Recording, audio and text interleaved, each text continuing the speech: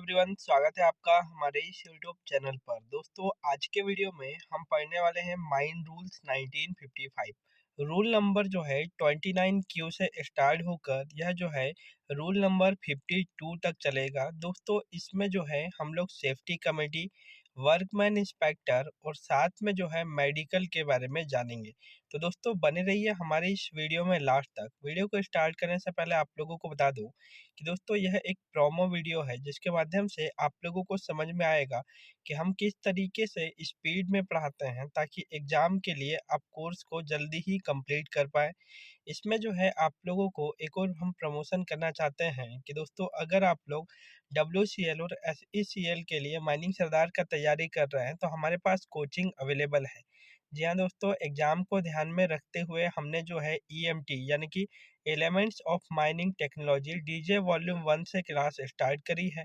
साथ में आपको जो है डीजे देशमुख वॉल्यूम 2 और वॉल्यूम 3 भी पढ़ाया जाएगा। तो दोस्तों, आप लोग मुझसे कांटेक्ट कर सकते हैं। आप लोग जो है स्क्रीन पर नंबर देख सकते हैं, यहाँ पर मुझे कांटेक्ट करें, व्हाट्सअप या कॉल डायरेक्टली कर लीजिए। इसके अलावा आप लोगों को बता दें कि हमारे पास जो है माइनिंग के नोट्स भी अवेलेबल है WCL और SECL एग्जाम के लिए। तो कांटेक्ट जरूर करें, नंबर आप लोगों के सामने है। तो आइए पढ़ते। चलो तो स्टार्ट करते हैं। हम लोग का आज का जो टॉपिक है यह है माइन रूल्स 1955। सन 1950 में बनाया गया रूल्स भारत की सभी माइंस पर लागू होता है। इसका एक पार्ट जो है हमने कंप्लीट कर लिया था। इसको जो हमने किया था वो 29P तक कर लिया था। इसमें मेडिकल को लेकर के जानकारी ले ली है हम लोगों ने। यह जो चैप्टर है ये 4th B चैप्टर है। ये जो चैप्टर बोलता है ये बोलता है वर्कमैन इंस्पेक्टर के बारे में और सेफ्टी कमेटी को लेकर के। What is the workman inspector? तो वर्कमैन इंस्पेक्टर का मतलब कोई महान और अलग से आदमी नहीं होता है। उसी माइंस में काम करने वाले किसी 3 पर्सन को, जिसमें से एक माइनिंग फील्ड का होता है, दूसरा मैकेनिकल का होता है, तीसरा इलेक्ट्रिकल फील्ड वाले पर्सन को हम लोग जो है माइन वर्कमैन इंस्पेक्टर के तौर पर अपॉइंट कर लेते हैं। यह जो वर्कमैन इंस्पेक्टर होता है किसी भी माइंस के लिए ये जो काम करता है, ये माइंस में जो है वर्कमैन इंस्पेक्टर का काम होता है कि जाना और जांच करना। अगर कहीं कोई प्रॉब्लम होता है तो उसको लेकर के मैनेजर को इन्फॉर्म करना है। ठीक है, यह जो काम है वर्कमैन इंस्पेक्टर का होता है। तो वर्कमैन इंस्पेक्टर अपॉइंट कैसे होता है और कितने लोगों पर होगा और काम क्या करेगा और हफ्ते में कितने दिन करेगा, किस तरीके से इसका सिलेक्शन होगा, क्या नॉमिनेट होगा, डेजिग्नेट होगा, किस तरीके से होगा, ये सारी जानकारी हमको पढ़ना बहुत जरूरी है। इसके बाद का जो हमारा टॉपिक होगा वो सेफ्टी कमेटी के बारे में होगा। पूरे इंडिया में जो है अपना दो प्रकार की कमेटी होती है। पहला होता है नॉर्मल कमेटी, जो कि पूरे नेशनल लेवल पर काम करती है। इसको किसी एक माइन से पर्टिकुलर कोई लेना देना नहीं होता है। और दूसरा जो होता है ये होता है सेफ्टी कमेटी। क्या होती है? Safety committee. प्रत्येक माइंस में जो है एक सेफ्टी कमेटी का गठन किया जाता है ऑनर एजेंट मैनेजर के द्वारा।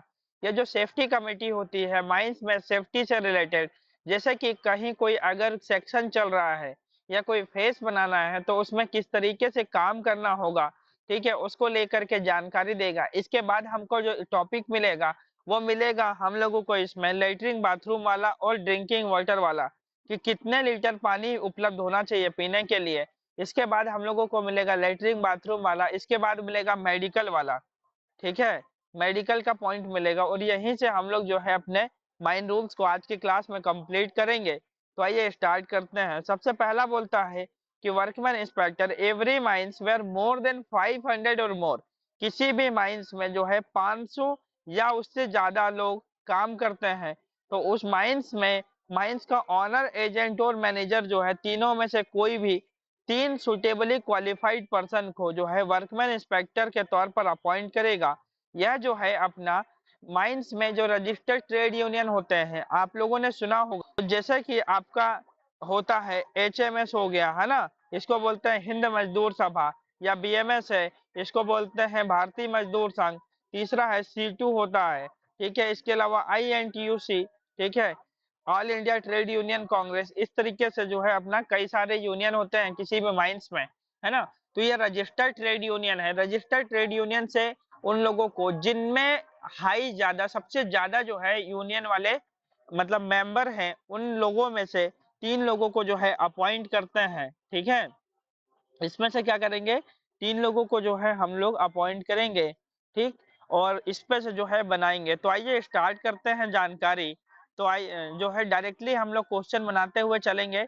इसमें कोई ज़्यादा टेंशन नहीं लेना है, बेसिक पॉइंट हमने समझा दिया। अब जो क्वेश्चन बनेंगे उस पर ध्यान दीजिएगा कि कहाँ पर कितने क्वेश्चन बन रहे हैं, ठीक है? तो चलिए स्टार्ट करते हैं। लिखेंगे पहले नंबर का क्वेश्चन कि माइंस में वर्कमैन इंस्पेक्टर कितने लोगों पर अपॉइंट होता है? तो आंसर लिखना 500 और मोर पर्सन पर, ठीक है। दूसरा क्वेश्चन बनता है कि माइंस में ऑन वर्कमैन इंस्पेक्टर किसके द्वारा अपॉइंट होता है? तो आंसर लिखना इसमें ऑनर, एजेंट और मैनेजर, ठीक है। थर्ड नंबर का हमारा क्वेश्चन बनेगा कि वर्कमैन इंस्पेक्टर माइंस में किससे अपॉइंट किए जाते हैं? तो आंसर लिखना रजिस्टर्ड ट्रेड यूनियन से। अगर किसी माइंस में रजिस्टर्ड ट्रेड यूनियन नहीं है तो माइंस के वर्कर जिन लोगों को सपोर्ट करें और जिन लोगों को वोटिंग करें कि ये जो है हमारा ज़्यादा ख्याल रख सकता है, ये जो है मेंबर्स के बारे में बात करेगा, तो उसको अपॉइंट किया जाएगा। नेक्स्ट हमारा क्वेश्चन बनेगा कि माइंस में वर्कमैन इंस्पेक्टर किस-किस क्षेत्र से बनाए जाते हैं? किस-किस क्षेत्र मतलब? तो आंसर लिख लीजिएगा माइनिंग, बी ऑप्शन करके लिख लीजिएगा मैकेनिकल, सी ऑप्शन करके लिख लीजिएगा इलेक्ट्रिकल और डी ऑप्शन करके लिख लीजिएगा ऑल ऑफ दिस। तो this is the right answer for all of this, option number 4 होगा, ठीक है। नेक्स्ट क्वेश्चन बनेगा कि वर्कमैन इंस्पेक्टर माइंस में कितने लोगों तक टीन ही रहेगा? तो आंसर लिखना 1500 लोगों तक टीन ही जो है वर्कमैन इंस्पेक्टर होगा। अगर 1500 के बाद संख्या बढ़ती है तो प्रति 1000 लोगों पर कितना? 1000 लोगों पर एक वर्कमैन इंस्पेक्टर अपॉइंट किया जाएगा। जो एक एक्स्ट्रा वर्कमैन अपॉइंटेड किया जा रहा है, एडिशनल इसको बोलते हैं, ये ओनली फॉर माइनिंग विभाग का होगा, अदर कोई विभाग से अपॉइंट नहीं करेंगे। बाकी इलेक्ट्रिकल और मैकेनिकल का एक एक ही वर्कमैन इंस्पेक्टर होगा। चलिए ठीक है, अंडरस्टूड, समझ में आ चुका होगा, ठीक है, इतनी चीज है।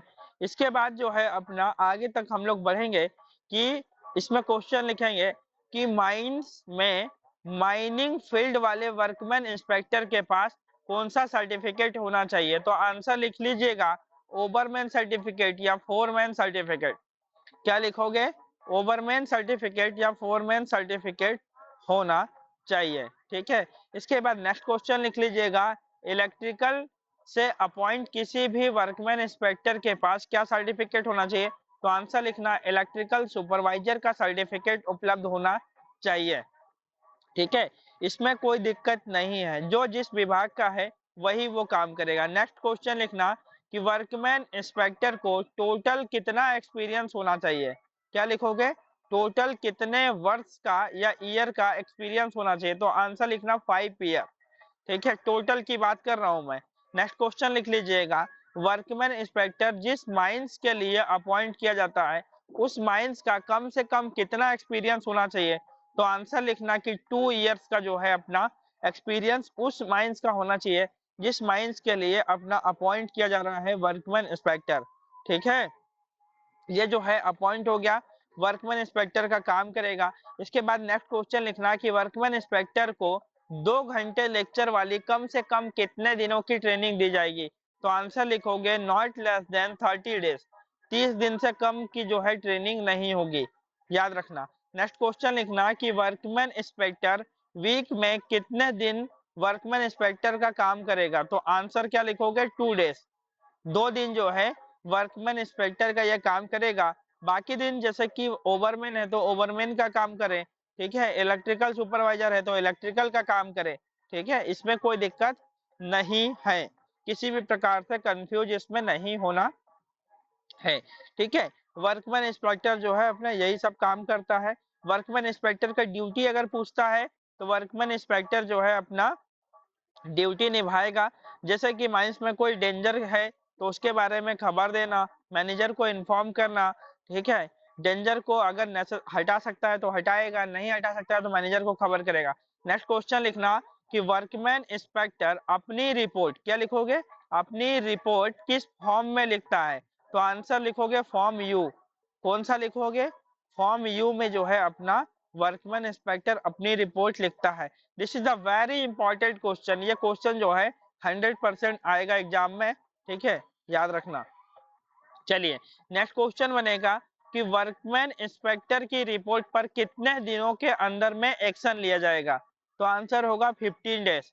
देखिए वर्कमैन इंस्पेक्टर का भी एक तर्क होगा कि सर हमने ये माइंस में जांच किया है और इस माइंस में ये कंफ्यूजन लग रहा है, तो जो है आपने ऑनर एजेंट या मैनेजर को खबर किया, तो ऑनर एजेंट मैनेजर जो है आपको उसको ठीक करने का काम करेगा ना, तो उसके ऊपर कितने दिनों के अंदर में एक्शन लेगा, 15 दिनों के अंदर में। ठीक है। नेक्स्ट क्वेश्चन लिखना है कि यदि वर्कमैन इंस्पेक्टर और माइंस के ऑनर एजेंट मैनेजर की रिपोर्ट में अगर कोई कंफ्यूजन होता है, तो इसका जो लास्ट डिसीजन है किसके द्वारा दिया जाएगा। तो आंसर लिखना चीफ इंस्पेक्टर, ब्रैकेट में लिख लीजिएगा डीजीएमएस ऑफिसर के द्वारा।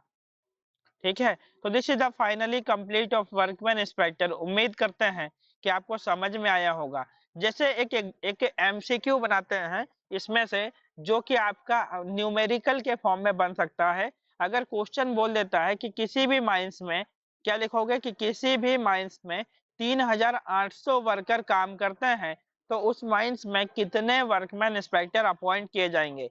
तो हम लोग जानते हैं कि 1500 तक जो है 3 होता है, 1500 के बाद प्रति 1000 लोगों पर यानी कि 2500 हो जाएगा, तो 4 हो जाएगा। 2500 के बाद 3500 हो जाएगा, तो 5 हो जाएगा। और जबकि 3800 है, तो 3800 का मतलब जो है कितना, 3500 से क्रॉस कर रहा है और 4500 के अंडर में है। अगर 4500 तक भी होता तो 1 होता, यानी कि जो है 3800 है, इसका मतलब कि टोटल 6 वर्कमैन इंस्पेक्टर अपॉइंट करेंगे। कितना, 6 वर्कमैन इंस्पेक्टर का जो है अपॉइंटमेंट हो जाएगा। ओके, 3800 मेन पावर पर। तो अगर कोई भी डिजिट देता है कि माइंस में कितने लोगों पर कितने वर्कमैन इंस्पेक्टर होंगे, तो मुझे उम्मीद है कि आप लोग आंसर दे सकते हैं।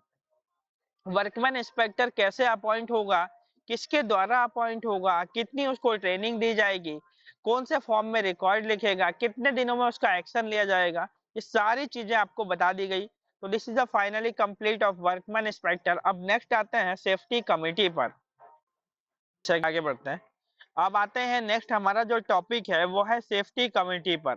सेफ्टी कमेटी होती क्या है।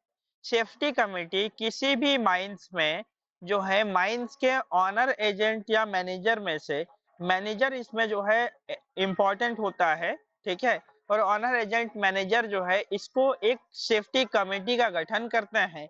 सेफ्टी कमेटी माइंस में सेफ्टी से रिलेटेड बात करेगी कि कहीं कोई रूफ फॉल तो नहीं होने वाला है, कहीं कोई एक्सीडेंट के चांसेस तो नहीं है ना। इन सब चीजों को लेकर के वो हर महीने एक बार बैठक करती है और उसमें सेफ्टी से रिलेटेड बात करती है। तो आइए देखते हैं।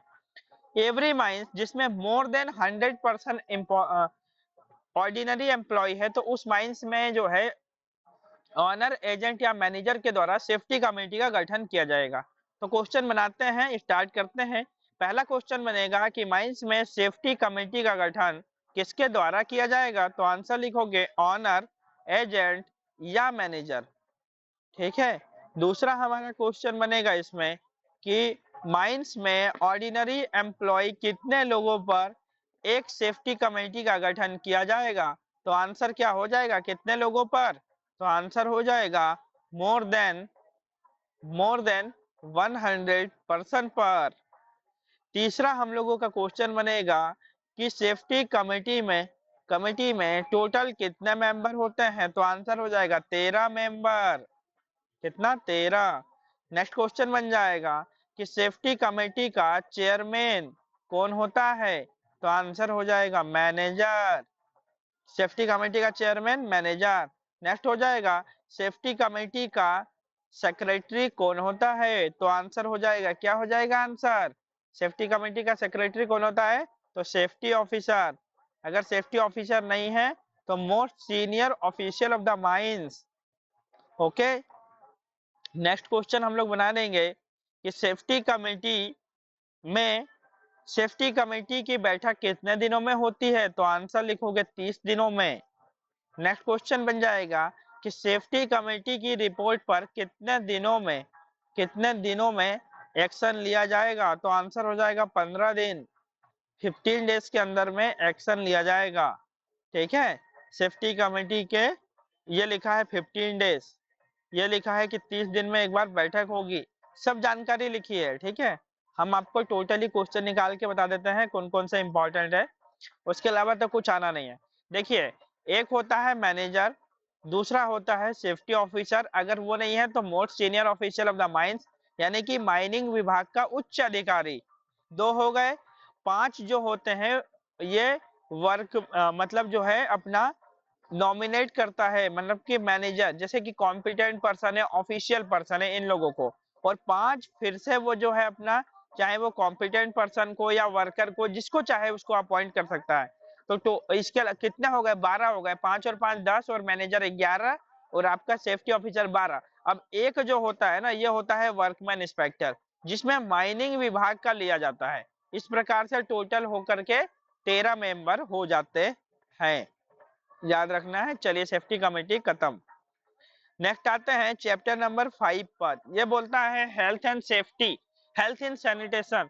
सैनिटेशन का हिंदी में मीनिंग होता है साफ सफाई, कंजर्वेशन।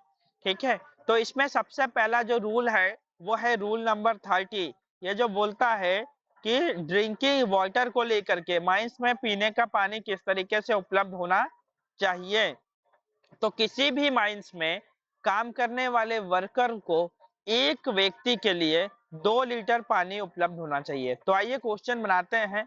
सबसे पहला क्वेश्चन बनेगा कि माइंस में ड्रिंकिंग वाटर एक व्यक्ति के लिए या प्रत्येक व्यक्ति के लिए कितना लीटर पानी उपलब्ध होना चाहिए। तो आंसर क्या लिखोगे? 2 लीटर।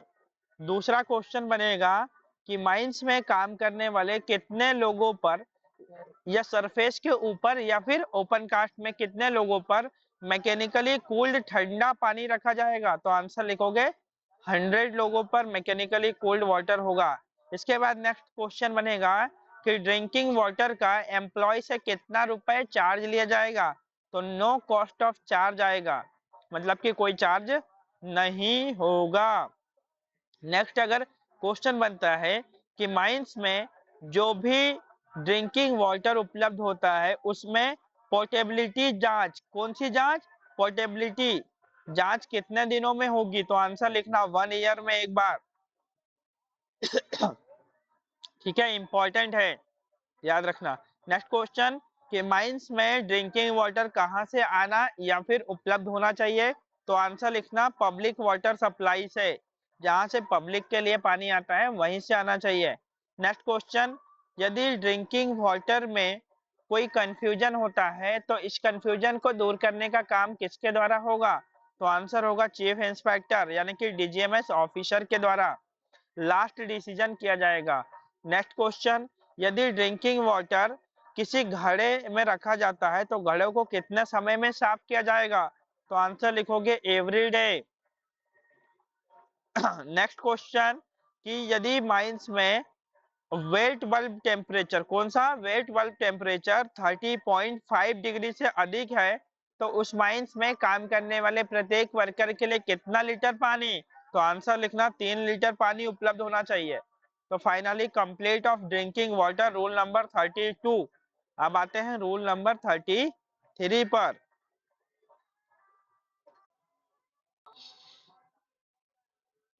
चलिए, ड्रिंकिंग वाटर तक को हमने कंप्लीट कर लिया था। अब हम लोग पढ़ते हैं लेटरिंग के बारे में। लेटरिंग और वॉशरूम के बारे में हम लोग पढ़ेंगे।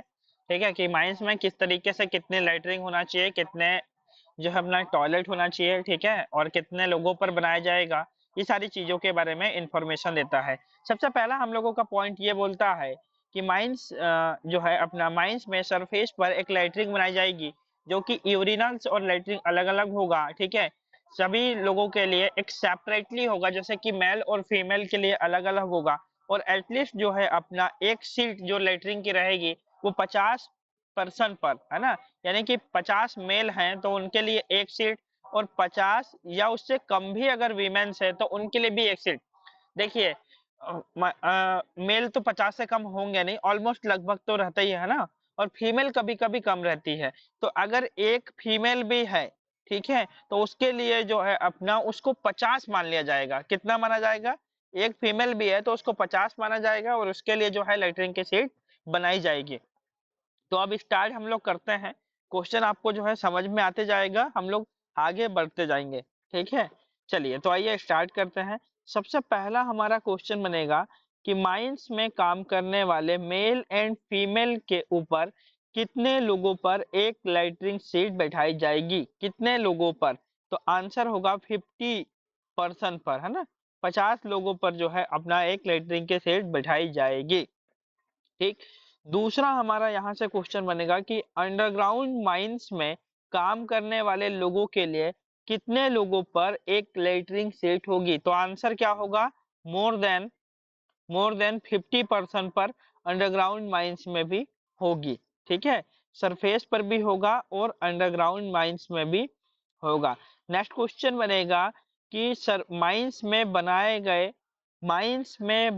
गए लैट्रिन किसके अप्रूवल द्वारा बनाए जाएंगे? किसके द्वारा अप्रूव किए जाएंगे? तो आंसर क्या होगा? इंस्पेक्टर के द्वारा। किसके द्वारा होगा? इंस्पेक्टर के द्वारा।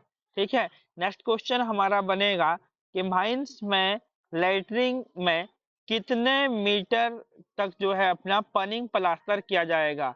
ठीक है, तो सीमेंट से जो पनिंग प्लास्टर होता है, जैसे कि सीमेंट का घोल बना करके और डाल दिया जाता है, तो कितने मीटर होगा? तो आंसर होगा not less than 1.25 meter, 1.25 meter से कम नहीं होगा। ठीक है, ये जो है आपका, अगर जैसे माइंस में कभी कभी क्या होता है ना कि अगर जैसे टाइल्स वगैरह है तो बहुत अच्छी बात है, टाइल्स नहीं है तो वहां पर जो है अपना रख दिया जाता है।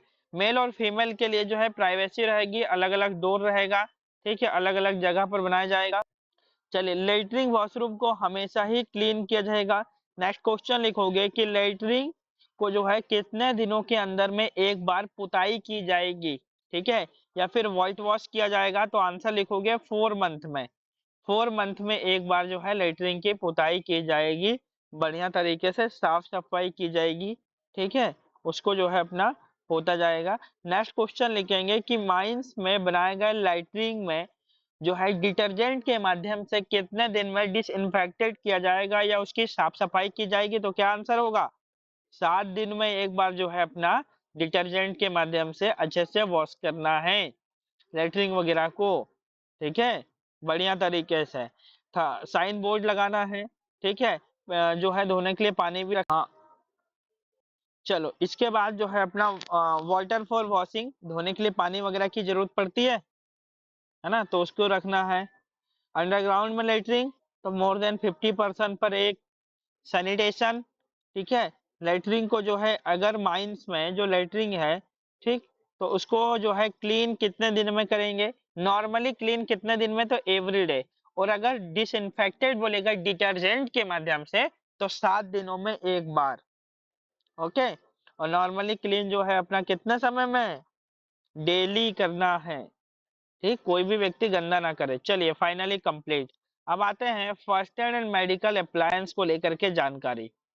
First aid and medical appliance को लेकर के जो जानकारी बोलता है कि फर्स्ट एड का अरेंजमेंट कैसे होगा, तो आते हैं अपन क्या बोलते हैं अपना मेडिकल वाले पॉइंट पर। Arrangement for training the first aid के लिए ट्रेनिंग का अरेंजमेंट किसके द्वारा किया जाएगा? तो ऑनर एजेंट और मैनेजर के द्वारा।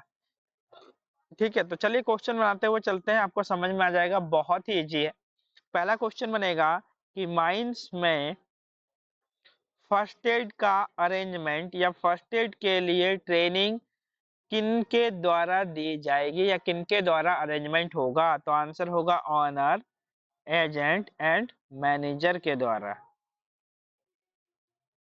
ओके, ऑनर एजेंट मैनेजर के द्वारा जो है ट्रेनिंग का व्यवस्था किया जाएगा। नेक्स्ट क्वेश्चन बनेगा हमारा कि फर्स्ट एड क्वालिफाइड पर्सन माना जाएगा जिसके पास निम्न सर्टिफिकेट हो। फर्स्ट एड क्वालिफाइड पर्सन कौन होता है?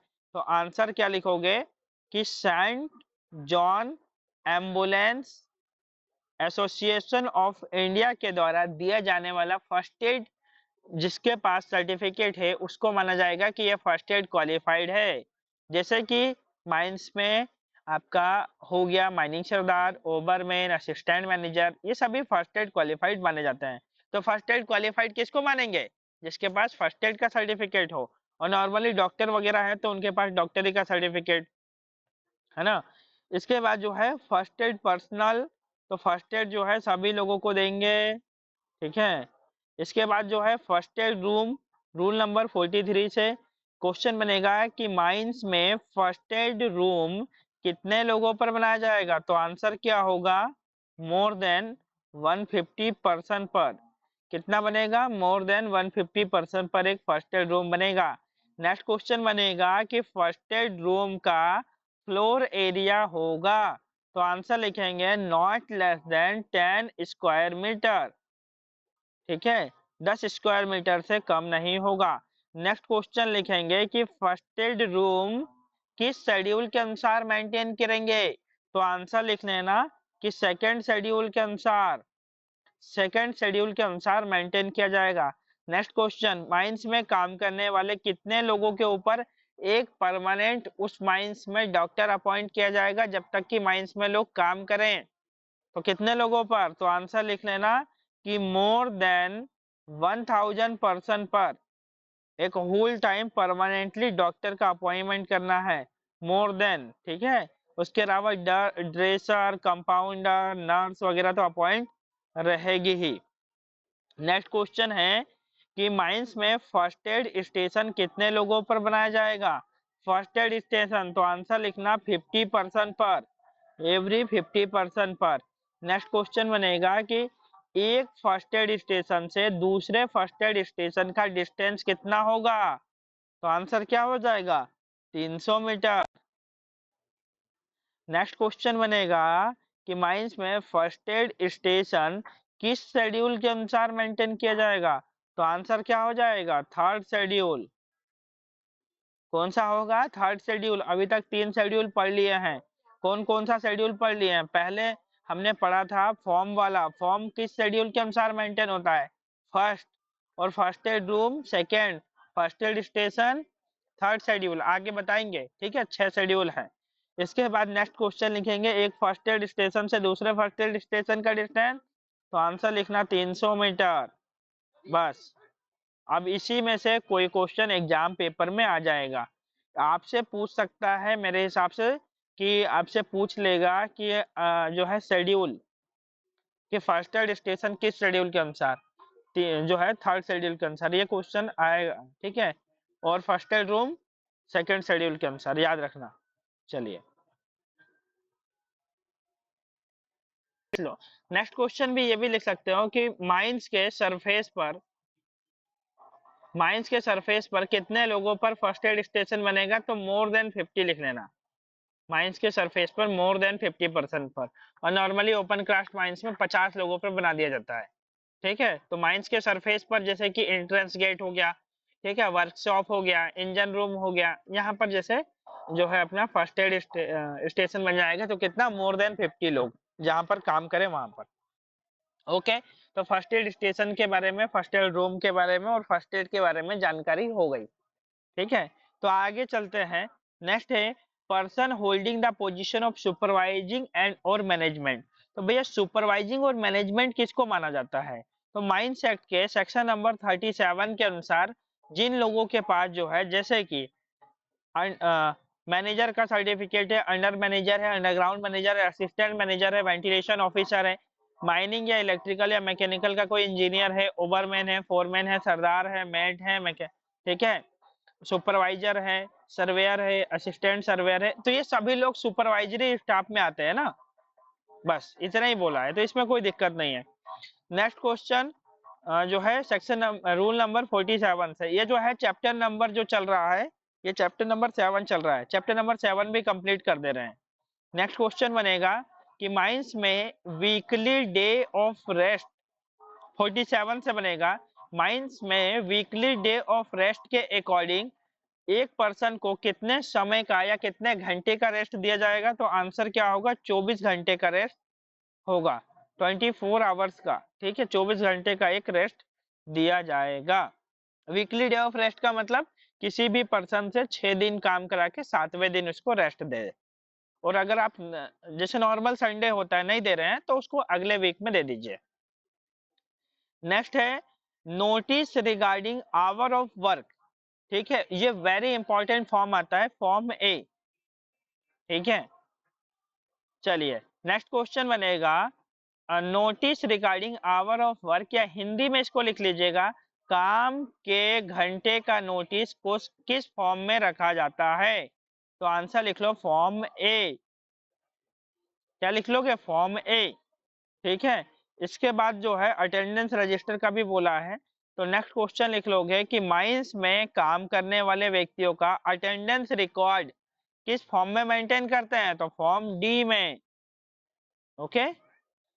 नेक्स्ट क्वेश्चन है रूल नंबर 49 से कि कॉम्पनसेटरी डे ऑफ रेस्ट के अकॉर्डिंग किसी भी व्यक्ति को एक वीक में कितना रेस्ट दिया जा सकता है? तो आंसर लिखेंगे 2 दिन का, 2 days rest.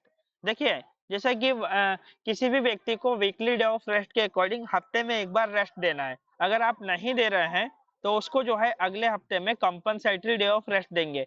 Compensatory day of rest किसी भी एक वीक में ज्यादा से ज्यादा होगा तो 2 दिन का होगा, इससे ज्यादा नहीं।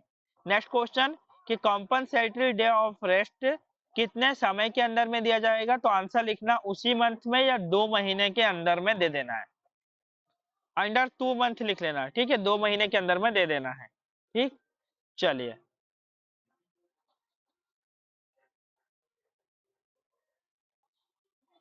नेक्स्ट क्वेश्चन लिख लेंगे कि कॉम्पनसेटरी डे ऑफ रेस्ट का रिकॉर्ड किस फॉर्म में रखा जाता है? तो फॉर्म हो जाएगा E. This is the very important question. ठीक है, चलिए। इसके बाद जो है नेक्स्ट क्वेश्चन आप लिख लेंगे कि माइंस में काम करने वाले व्यक्तियों का जो है अपना छूट को किसके द्वारा दिया जा सकता है? जो एम्प्लॉय काम करता है तो उसको जो है सेंट्रल गवर्नमेंट छूट दे सकती है। ठीक है, उसके घंटे वगैरह में। नेक्स्ट क्वेश्चन आप लिखोगे, this is the very important question कि exemption from the work of limitation for employment, limitation of employment. ठीक है, exemption from the hour and limitation employment, यानी कि हिंदी में इसको बोले तो काम के घंटे में छूट। क्या लिखोगे हिंदी में? काम के घंटे में छूट किस शेड्यूल के अनुसार मेंटेन होगा? तो क्या आंसर लिख लोगे? शेड्यूल 4। Very important. अभी तक 4 शेड्यूल पढ़ा दिया है। ठीक है, चलिए। नेक्स्ट क्वेश्चन आपका बनेगा कि टर्मिनेशन ऑफ एम्प्लॉयमेंट, या हिंदी में लिखेंगे यदि किसी व्यक्ति की नौकरी समाप्त हो जाती है या उसका रिटायरमेंट हो जाता है तो उस व्यक्ति का रिकॉर्ड किस फॉर्म में रखते हैं? तो फॉर्म कौन सा होगा? फॉर्म ए, क्योंकि यही वो फॉर्म होता है जिसमें सारी डिटेल्स भरी होती है। तो फॉर्म ए में, ठीक है, याद रखना। जैसे पहले फॉर्म बी था, है ना, तो इसको रद्द कर दिया गया, इसकी जगह फॉर्म ए आया, तो फॉर्म ए में मेंटेन करेंगे। नेक्स्ट है एम्प्लॉयमेंट ऑफ अप्रेंटिस या ट्रेनिंग। क्वेश्चन क्या लिखोगे कि माइंस में काम करने वाले ट्रेनिंग या अप्रेंटिस पर्सन का एज होगा? ये वेरी इंपॉर्टेंट क्वेश्चन है, ये आ सकता है। तो आंसर लिखोगे 16 to 18 ईयर्स। माइंस में जो ट्रेनिंग का पर्सन होता है उसकी एज जो है 16 से लेकर के 18 साल के बीच में हो सकती है। तो यहाँ से जो है रूल नंबर 52 तक हमारा कंप्लीट हुआ। नेक्स्ट क्लास में फाइनली कंप्लीट करेंगे और नेक्स्ट क्लास में आपका शेड्यूल का रिवीजन करवाया जाएगा, जो 6 प्रकार के शेड्यूल होते हैं। और नेक्स्ट क्लास में आपका एक चीज और होगा कि आपको जो है नेक्स्ट क्लास में हम फॉर्म के बारे में भी बताएंगे, ए से लेकर के यू तक फॉर्म। ठीक है, तो आज का क्लास यहीं पर कंप्लीट करते हैं फाइनली।